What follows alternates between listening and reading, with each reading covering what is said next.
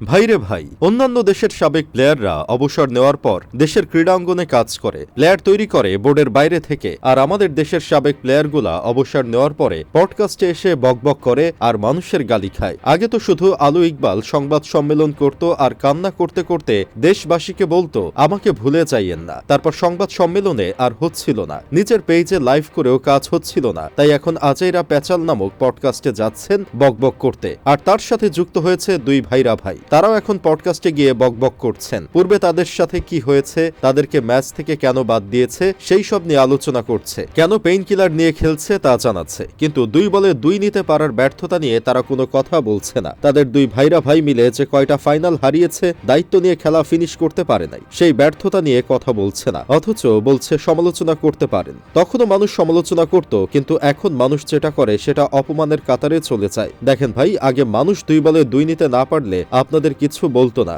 তারা কষ্ট পেয়ে খেলা ছেড়ে দিত। কিন্তু এখনকার মানুষ আর কষ্ট পেয়ে থাকতে পারে না, তাই গালাগালি করে। তাই এটা আপনাদের সহ্য হয় না। এখন আপনারা বলেন যে আমরা তো জোর করে কিছু পারবো না, চেষ্টার ঊর্ধ্বে কিছু না। কিন্তু 2 বলে যখন 2 নিতে পারেন না, তখন তো সবারই মনে হবে যে আপনারা চুলের চেষ্টা করেন। দেখেন ভাই, আমি বলছি না পডকাস্ট করা খারাপ, কিন্তু পডকাস্টে গিয়ে অমুক তমুক জায়গায় এটা হয়েছিল, আমাকে এভাবে বাদ দিছে, এগুলা বলা খারাপ। এগুলো এখন না বলে সেই পাপনের আমলেই বলা উচিত ছিল। তখন তো মুখে ছিপি দিয়ে রাখছিলেন সবাই। এখন পাপন নাই, তাই সবার মুখে বুলি ফুটছে। সেই সময় ক্রীড়াঙ্গনে তো দুর্নীতি কম হয় নাই, অথচ তামিম ইকবালের মতো চাটুকারটাই বিভিন্ন পডকাস্টে গিয়ে গিয়ে বলে বেড়ান এই বোর্ড অবৈধ। তাতে মনে হয় পাপন স্যার বৈধ ছিলেন। পাপন স্যারের সময় তামিম ভাইয়ার জবান বন্ধ ছিল, জিও ভাই যেন প্যারালাইসিস হয়েছিল, কথা বলতে পারতেন না। আর এখন ভাইয়ার কথা ফুটছে, নিজে দলবল নিয়ে না বসা পর্যন্ত সবকিছু অবৈধ, এমনটাই যেন নিয়ম। দেশে একমাত্র বৈধ মানুষ যেন উনি নিজে। তাছাড়া আরেকটা বিষয় হচ্ছে, তার বিরুদ্ধে গিয়ে যদি কেউ কখনো কথা বলে, তাকেই তিনি বট বাহিনী বলে আখ্যায়িত করেন।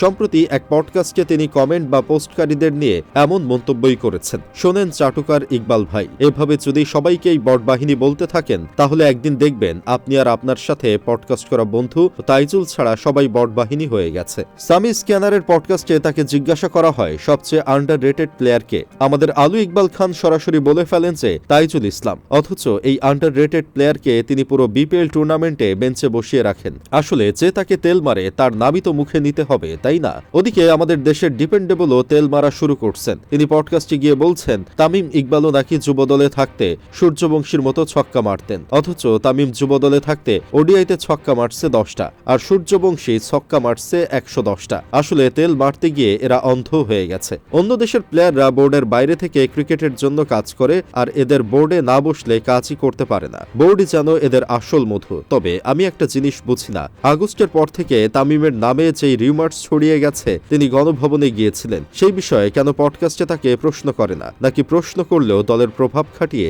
সেই প্রশ্ন কাট করে দেয়?